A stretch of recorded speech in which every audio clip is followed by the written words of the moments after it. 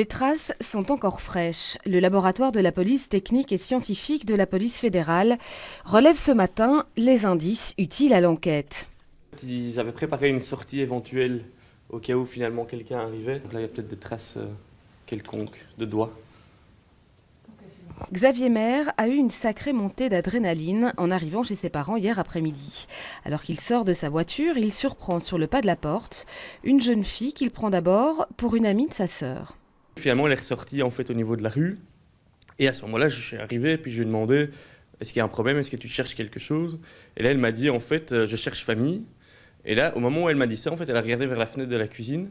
Et au moment où je me suis retourné pour voir ce qui se passait, en fait, j'ai vu un de ses complices qui sautait de la fenêtre de la cuisine et qui passait en fait d'un petit jardinet avant, enfin de notre jardinet avant vers le jardinet avant. Ils prennent tous les deux la fuite. Xavier Maire se met à poursuivre la jeune fille et appelle à l'aide un agent de quartier en poste non loin de là. J'ai réussi à attraper en fait la fille qui était devant et lui en fait a commencé à poursuivre l'autre personne. Et bon, malheureusement, il n'a pas su l'intercepter. Bon, il y a eu pas mal de patrouilles qui ont été mobilisées pour ça, bon, des patrouilles en civil et des patrouilles de police. Et bon, malheureusement, on n'a pas su la voir. Bon, évidemment, les transports en commun ne sont pas loin, donc c'est pas tellement difficile de s'échapper. Une enquête est en cours, mais fort heureusement pour la famille Maire, hormis les dégâts dus à l'effraction, il semble à première vue en tout cas que rien n'ait été dérobé.